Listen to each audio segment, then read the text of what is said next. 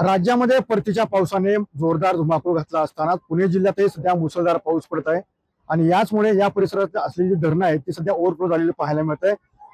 आणि याच अनुषंगाने सध्या वडे धरणातून 12,000 क्युसेक्सने मीना नदी पात्रामध्ये पाण्याचा जो विसर्ग आहे तो सोडलेला पाहायला मिळतोय। त्यामुळे मीना नदी सध्या दुतर्फा भरून वाहिलेली पाहायला मिळते। एकंदरीत या ठिकाणी पाहतो की मीना नदीवरती असलेले जे एवढे पूल आहेत, बंदरे आहेत, ते सर्व पाण्याखाली गेलेले पाहायला मिळते।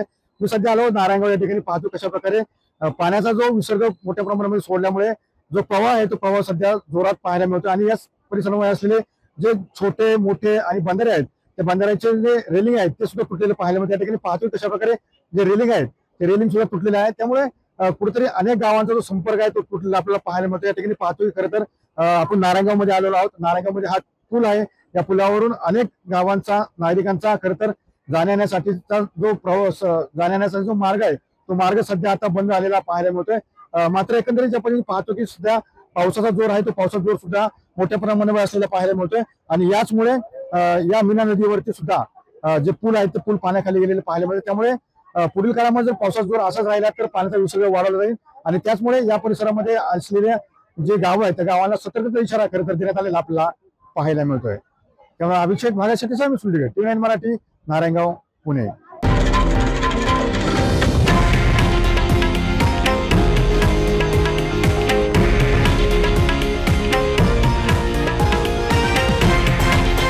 हे आहे देशातील नंबर 1 न्यूज नेटवर्क आणि आपण पाहत आहात TV9 मराठी, एकमेव।